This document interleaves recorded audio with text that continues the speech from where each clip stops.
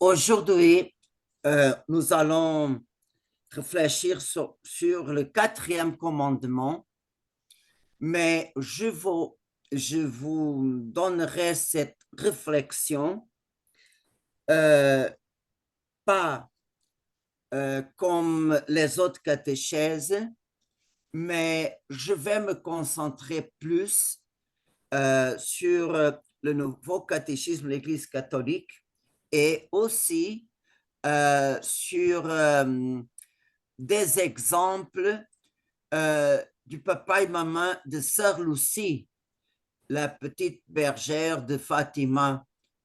Elle a écrit en l'année internationale de la famille sa cinquième et sixième mémoire sur la vie de son père et de sa mère. C'est vraiment des exemples extraordinaires. Mais avant d'arriver là, euh, on va commencer notre réflexion par une petite lecture de l'évangile de Saint Marc, chapitre 12, versets 28 à 31.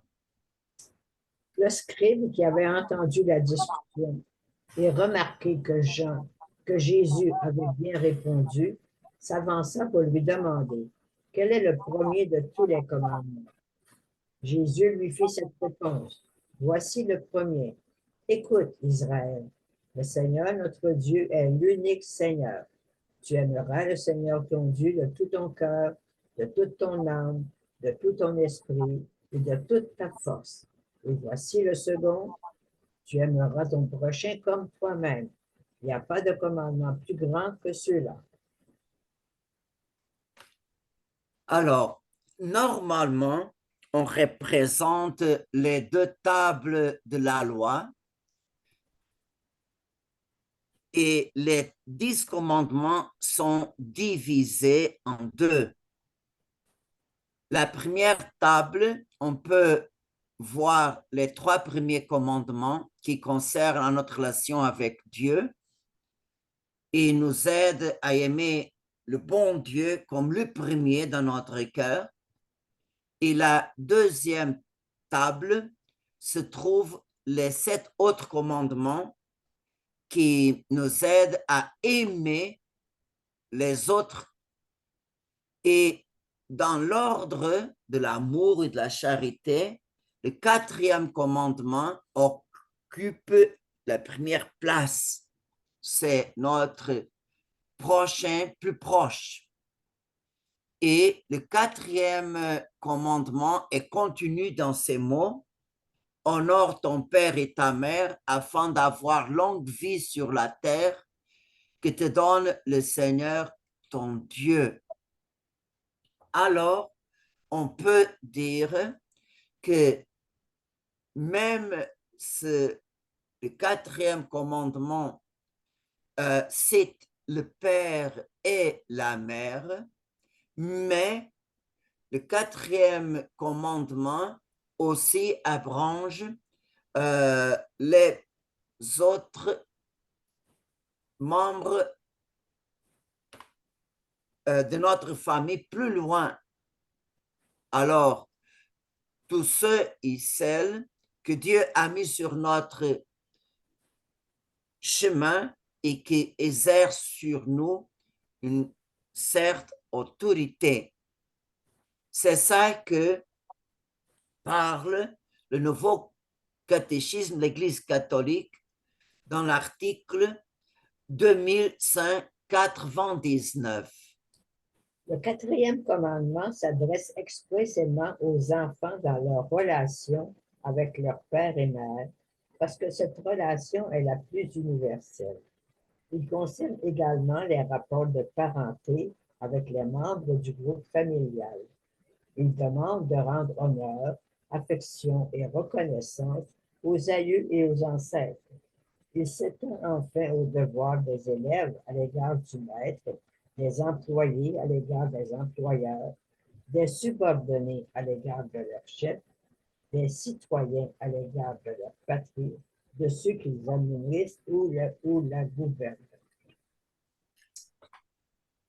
Alors, ces commandements aussi impliquent un devoir vers les parents, tuteurs, maîtres. Si nous avons un emploi, nous avons un devoir d'honorer nos chefs, aussi les magistrats et les gouvernements qui exercent une autorité. Et cet commandement, c'est l'unique que Dieu promet une récompense déjà en ce monde. La récompense d'honorer nos papa et maman et les autres membres de notre famille et qui a autorité sur nous, alors Dieu récompense déjà sur terre cet honneur qu'on donne. Et on peut voir ça au livre de Sirach, chapitre 3, versets 3 à 7, 14 à 17. Celui qui honore son père obtient le pardon de ses péchés. Celui qui glorifie sa mère est comme celui qui amasse un trésor. Celui qui honore son père aura de la joie dans ses enfants au jour de sa prière. Il sera exaucé. Celui qui glorifie son père verra de longs jours. Celui qui obéit au Seigneur donne du réconfort à sa mère. Celui qui craint le Seigneur honorera son père et servira ses parents comme des maîtres. Car ta miséricorde envers ton père ne sera pas oubliée, et elle relèvera ta maison si elle est en ruine par le péché. Au jour de la détresse, le Seigneur se souviendra de toi. Comme givre au soleil, ainsi fondra tes péchés. Qui abandonne son père est un blasphémateur.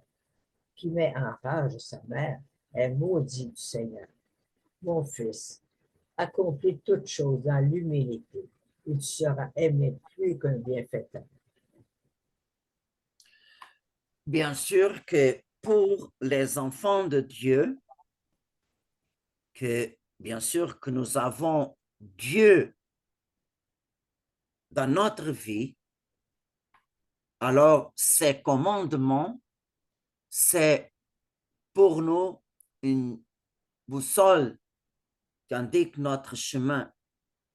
Qui n'a pas Dieu en sa vie, on peut dire que les commandements pour ces gens-là, c'est rien, ne signifie rien de tout, malheureusement, parce que les commandements, c'est comme des signes de trafic que nous aident à voir les paramètres pour éviter le danger de la perdition. C'est comme la ligne, les marques sur la route que montre en voiture. Si tu marches entre ces lignes, tu as un voyage en sécurité. Si tu surpasses ces lignes-là, tu peux avoir un accident. Les signes de trafic, ce n'est pas pour nous enlever la liberté, c'est pour avoir la sécurité pour arriver à notre destin. Et alors, pour que la famille soit bien alicercée en Dieu, la famille chrétienne naît du consentement des époux le jour où ils célèbrent leur mariage. Et le mariage, la famille sont ordonnés à 3 points. Un premier, pour le bien des époux. Alors, le mariage, c'est pour soutenir les deux jusqu'à l'heure de sa mort. aussi, l'union du couple est dirigée à la procréation et à la éducation des enfants. Pour ça, l'idéal chrétien de la famille, vraiment, c'est une vocation. Ce n'est pas une expérience, on va essayer. Non, c'est un projet de vie.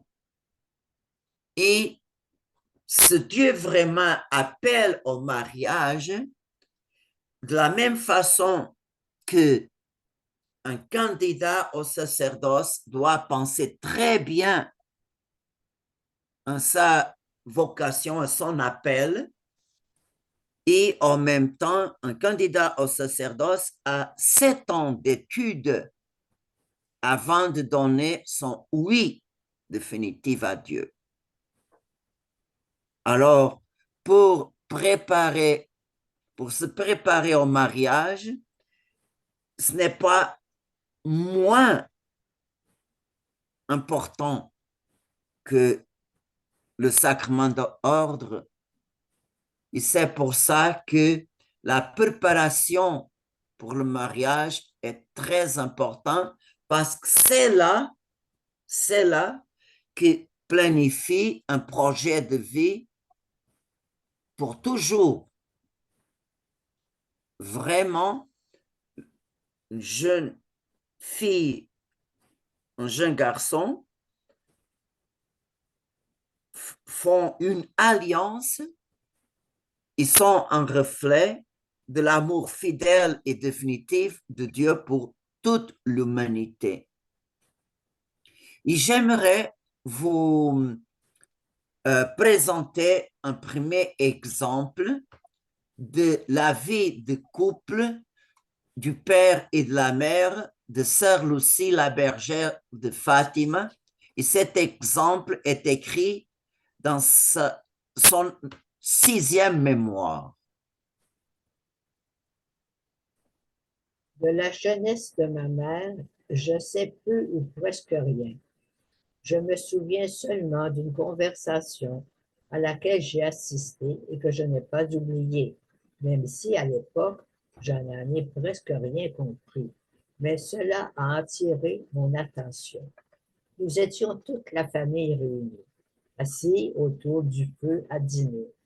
Ma sœur Gloria a dit qu'un jeune homme de Sainte Katharina lui avait demandé de sortir avec lui. Mais comme elle parlait déjà à l'un le casset, elle ne savait pas lequel serait le meilleur. Maman a répondu, personne ne sait lequel sera le meilleur. Ce que vous devez choisir, c'est quelqu'un qui soit un bon chrétien, qui remplisse ses devoirs, qui soit travailleur, honnête et respectueux. Si quelqu'un essaie de vous entraîner à pécher, ne lui donnez pas de réponse. Tournez-lui le dos, car cela signifie qu'il n'est ni honnête, ni chaste.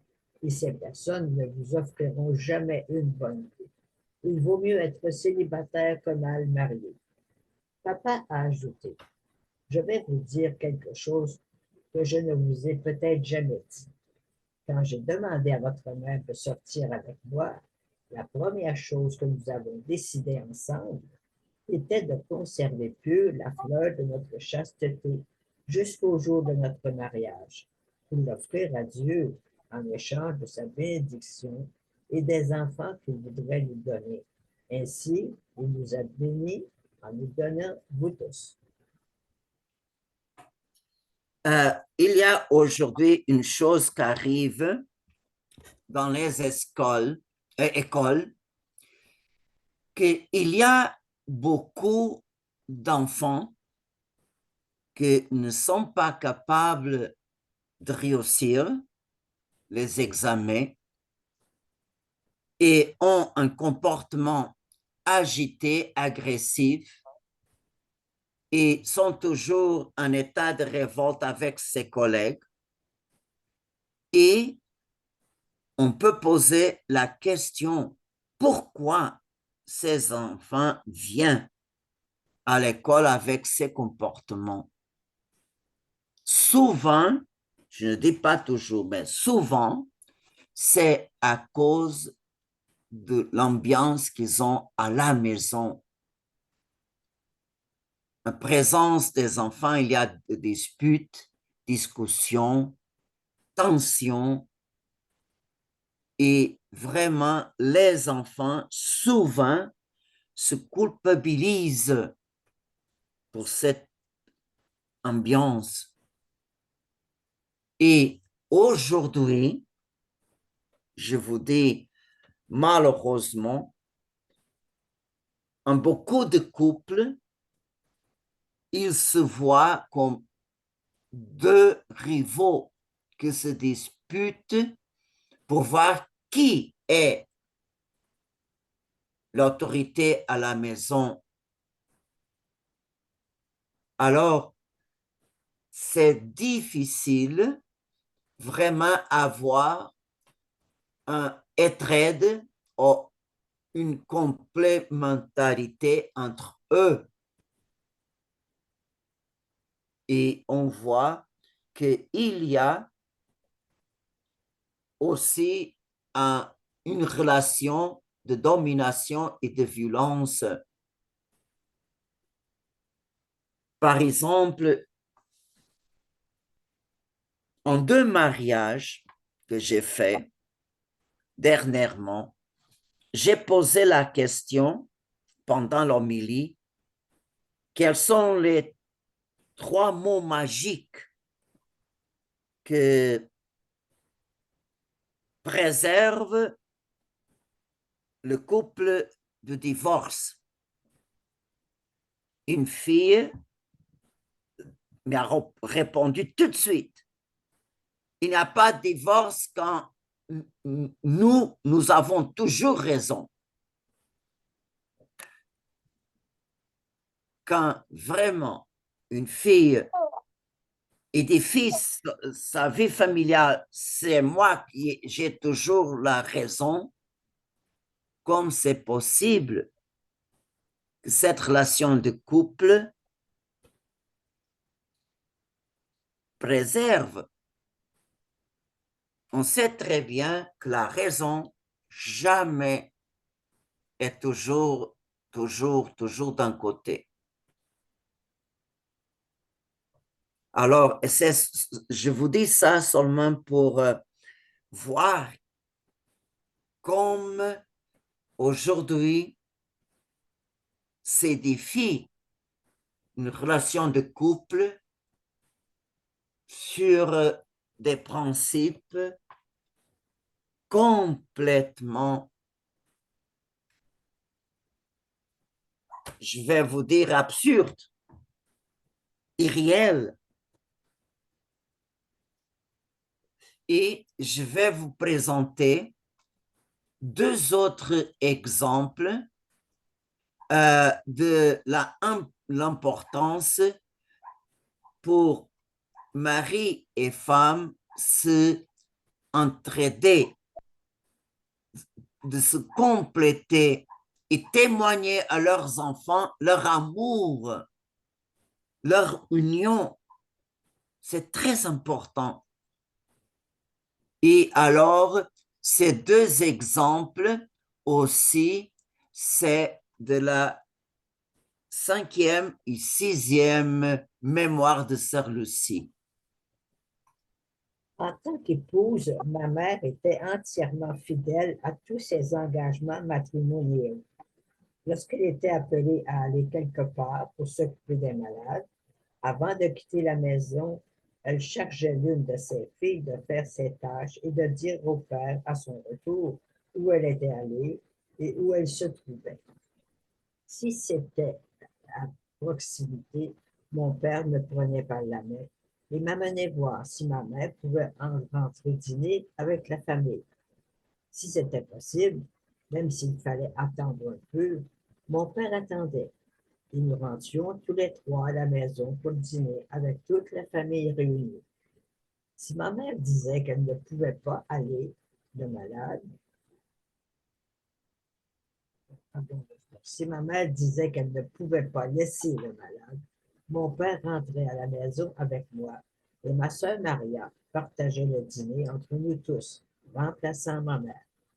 Si mon frère ou l'une de mes sœurs demandait à maman de sortir quelque part, en dehors de l'ordinaire, comme pour des mariages, des fêtes, des festivals, etc., maman demandait si elles avaient déjà demandé à papa. Si elle disait non, elle répondait allez demander et voyons ce qu'il dit. Si elle demandait d'abord à papa, il répondait de la même manière allez demander à maman et voyons ce qu'elle dit. Et ainsi, ils étaient toujours d'accord l'un avec l'autre et en paix. Si la nuit, on venait chercher maman pour s'occuper d'un malade, c'était papa qui se levait pour aller voir qui appelait. Ensuite, il transmettait le message à maman et pendant qu'elle se préparait, papa battait 2 jaunes d'œufs dans un bol avec une cuillère de miel et de blé pour que maman le prenne avant de partir. Il allumait la lampe de poche pour qu'elle l'emporte et ne trébuche pas en chemin. S'il pleuvait et qu'il fasse froid, il l'enveloppait dans son manteau, lui relevait le capuchon sur la tête et lui ouvrait le parapluie pour qu'elle ne se mouille pas et n'attrape pas froid. Maman parfois en riait, racontait ses soins que papa lui prodiguait. Il répondait c'est que si tu tombes malade ou que tu meurs, je n'ai pas d'autre mère pour m'occuper de nos enfants. Quelle beauté, quelle beauté. C'est bien. Le deuxième exemple, c'est pour montrer, c'est toujours le même couple que le papa et maman de Lucie. Euh, le deuxième exemple montre comment les enfants en bas âge s'imprègnent profondément de l'image que leurs parents leur transmettent. Quand les cloches de l'église paroissiale sonnaient l'ange du Seigneur, papa interrompait son travail, la tête découverte, il récitait 3 Ave Maria et rentrait à la maison. Pendant qu'il attendait le dîner, qu'il fasse beau ou non devant la cheminée, il s'asseyait sur un banc de pierre dans la cour, adossé au mur de la cuisine, avec moi sur ses genoux. Il me racontait des histoires, m'apprenait à chanter des chants régionaux, des fados, des quadrilles et des dizaines. Maman vaquait à ses tâches. De temps en temps, elle passait devant nous et disait quelle chose t'enseigne à la petite. Si seulement tu lui enseignais le catéchisme. Alors papa disait alors, faisons la volonté de ta mère. Et il prenait ma petite main pour m'apprendre à tracer sur mon front, la bouche et la poitrine le signe de la croix. Ensuite, il m'apprenait à réciter Notre Père, l'Ave Maria, le Credo, l'acte de contrition, les commandements de la loi de Dieu, etc. Ensuite, lorsque nous étions tous réunis pour dîner, il me demandait de répéter ce que j'avais déjà appris. Et très content, il se tournait vers maman et disait tu vois, c'est moi qui lui ai appris. Maman souriait, répondait parce que tu es un homme très bon. Tu devrais toujours continuer ainsi. Papa répondait Dieu m'a donné la meilleure femme du monde. Cela me faisait croire que maman était la meilleure du monde. Et lorsque les autres enfants venaient dans notre cour pour jouer avec moi, il leur demandait est-ce que ta mère est gentille? La mienne est la meilleure du monde. Alors, pour couronner ces deux beaux exemples, j'aimerais vous présenter euh, un autre article du catéchisme de l'Église catholique, le 2206.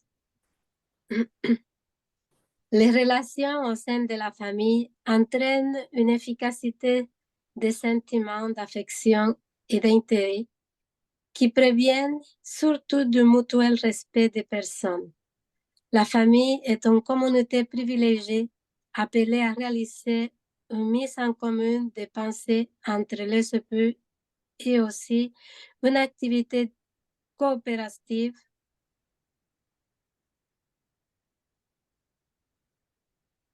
des parents dans l'éducation des enfants. Alors, pardon?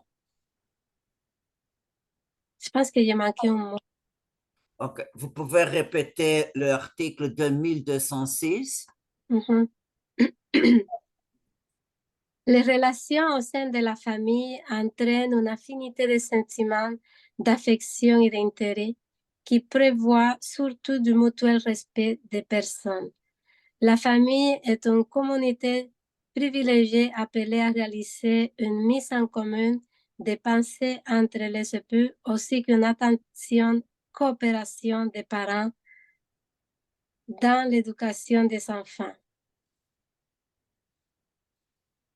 Alors, on peut poser la question, quels sont les devoirs des enfants et quels sont les devoirs des parents?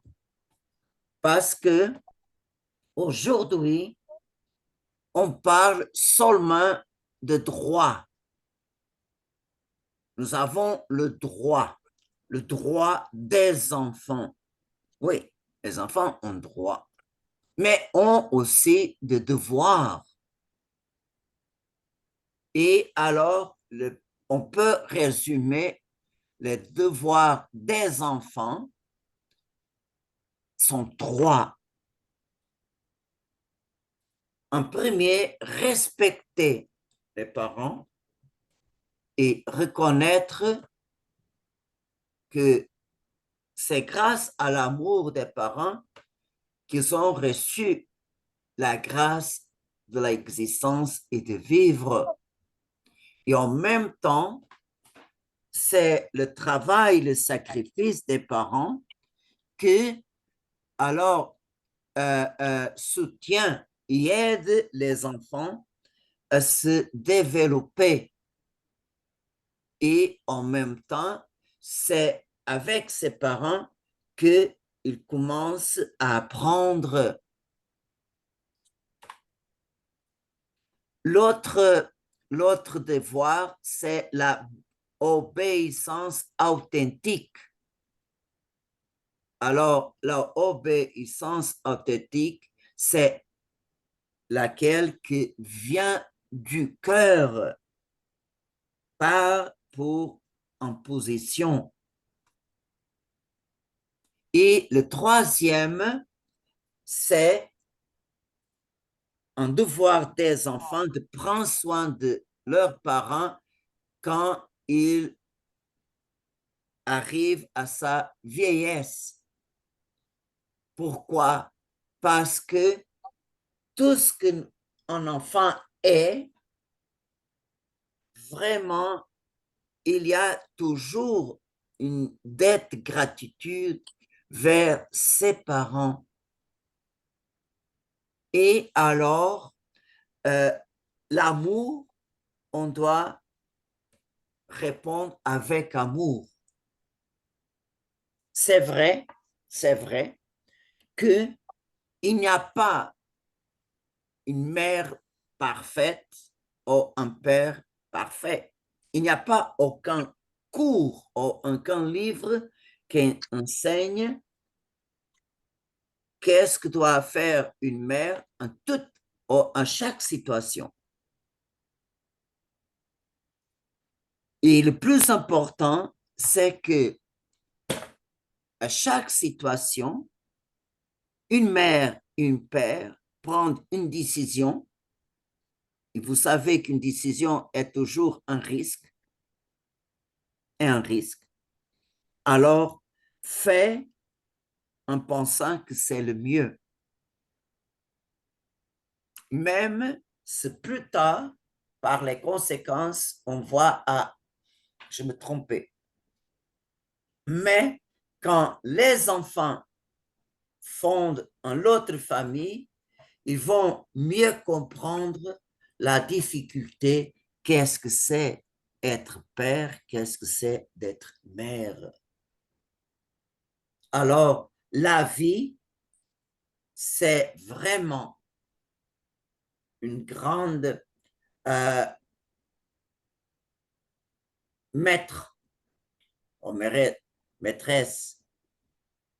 la vie nous enseigne à comprendre notre passé, nos parents, et nous enseigne à vraiment les excuser. Les excuser.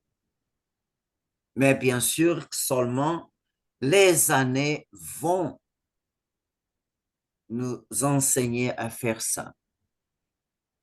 Et on peut dire, ça sont les 3 devoirs des enfants et les devoirs des parents. Alors, ils sont une conséquence de sa fécondité, de son amour conjugal. C'est ça que dit le catéchisme, l'Église catholique, le numéro 2221. La fécondité de l'amour conjugal ne se réduit pas à la seule procréation des enfants, mais doit s'étendre à leur éducation morale et à leur formation spirituelle. Le rôle des parents dans l'éducation est une de telle importance qu'il est presque impossible de le remplacer. Les droits et les devoirs d'éducation sont pour les parents primordiaux et inaliénables. Alors, regardez, comme aujourd'hui, l'état de nos sociétés vraiment veut remplacer les parents. Il y a des programmes, des matières scolaires que le parent n'a pas le droit de se mêler. Même si les parents ne sont pas d'accord, mais l'école peut donner sans autorisation des parents. Ça, c'est incorrect. Parce que c'est aux parents le premier à montrer aux enfants les valeurs et les paramètres. Alors, les enfants, bien sûr, sont personnes humaines, mais sont aussi enfants de Dieu. Alors, les parents sont les premiers catéchistes. Et vraiment, les parents organisent le foyer alors d'une façon que les tâches sont partagées. En même temps aussi, il y a un partage de tendresse, amour, respect, un service gratuit. Par exemple, aujourd'hui, c'est une grave erreur de demander aux enfants un devoir, mais je vais te payer. La gratuité du service, ça ne fonctionne pas. Il y a toujours une négociation. Alors, on voit que sont les parents qui doivent enseigner les enfants à se protéger contre les dangers humains, les dangers du trafic, oui, comme il doit se comporter vers les signes lumineux quand on traverse une rue, mais aussi les enfants doivent enseigner les enfants protégés contre les dangers moraux. C'est très important. Et regardez, il y a 3 colonnes dans l'éducation. La famille, les écoles et la paroisse, l'église. Si les parents n'aide pas à ces points-là, l'Église ne peut pas faire grand-chose. Comme on voit, même dans la catéchèse, la grande différence des enfants qui arrivent à la catéchèse avec 6 ans et qui savent déjà prier. On voit un travail à la maison. Un enfant qui arrive à l'église pour la catéchèse avec joie, oui. Ces enfants sont enfants d'une famille qui pratique la foi. C'est merveilleux de voir à l'église papa et maman qui accompagnent leurs enfants. Ça, l'éducation et l'évangélisation fonctionnent. Et alors, le catéchisme de l'Église catholique, de nouveau, parle sur ces points au numéro 2230.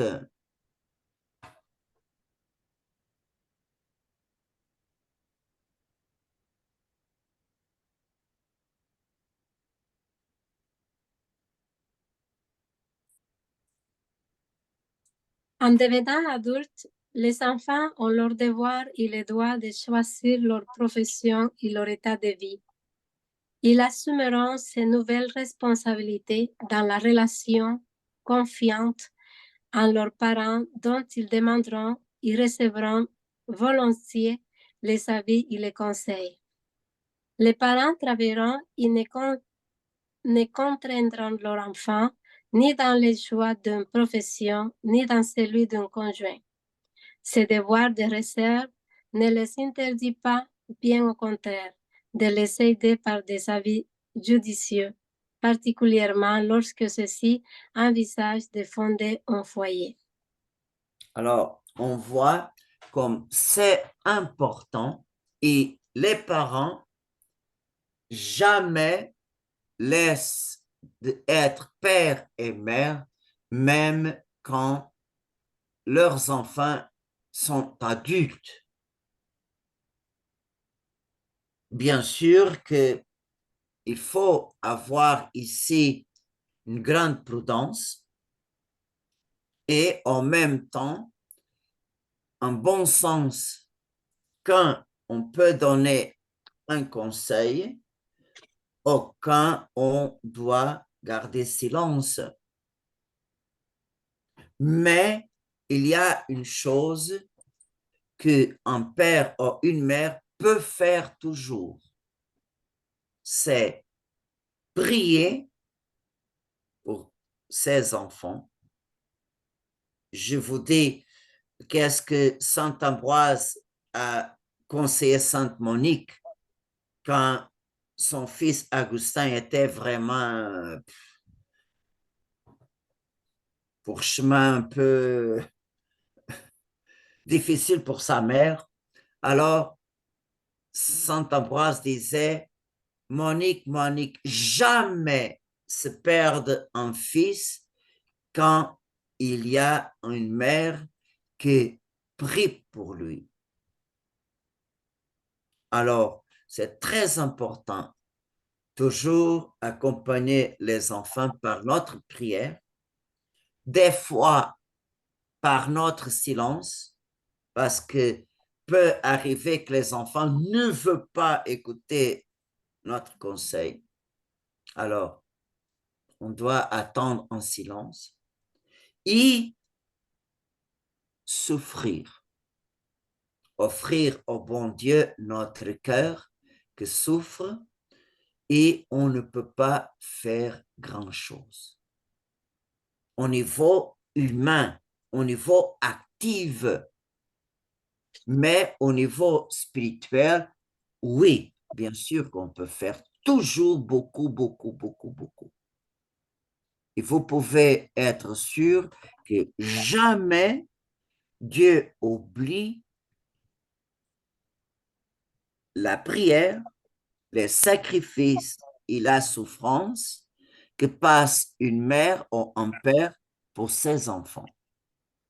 Il y a un proverbe portugais qu'on dit, fils marié, les travaux se dupliquent. C'est-à-dire que on pense, bon, mon fils est marié, maintenant qu'il se débrouille. Mais non, les problèmes sont en double.